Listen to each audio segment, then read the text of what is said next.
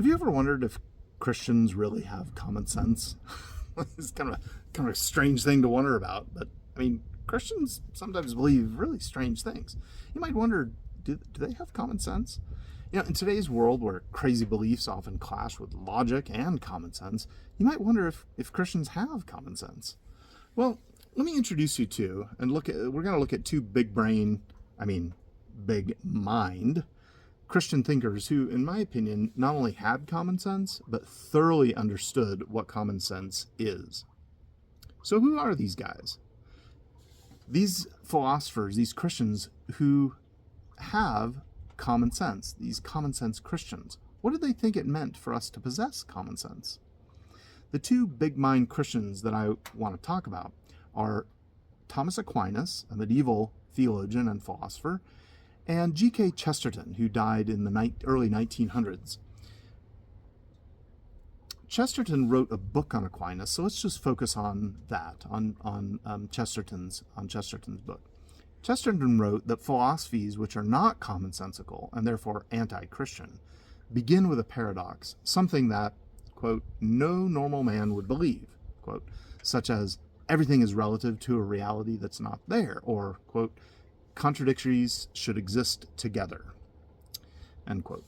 But for Christians who have common sense, their philosophies and the philosophy of Thomas Aquinas is Chesterton's prime example. Aquinas' philosophy, according to Chesterton, quote, stands founded on the universal common conviction that eggs are eggs. The Thomist stands in the broad daylight of the brotherhood of men. Kind of like today. In their common sense consciousness that eggs are not hens or dreams or mere practical assumptions, but things attested by the authority of the senses, which is from God. To the question, is there anything? St. Thomas begins by answering yes. If he began by answering no, it would not be the beginning but the end. Either there is no philosophy, no philosophers, no thinkers, no thought, no anything, or else there is a real bridge between the mind and reality. But Aquinas is actually less exacting than many thinkers, much less so than most rationalist and materialist thinkers, as to what the first step involves.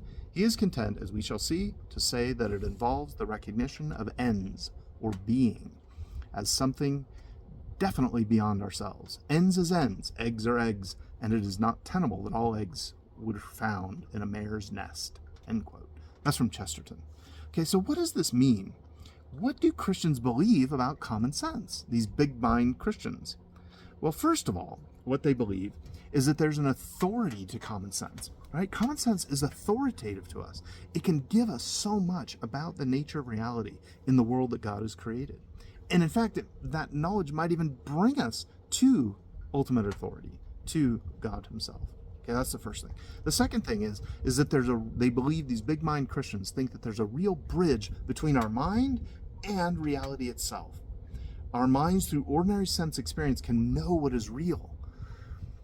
We can, to paraphrase another big mind philosopher who just passed away about a decade ago, Dallas Willard.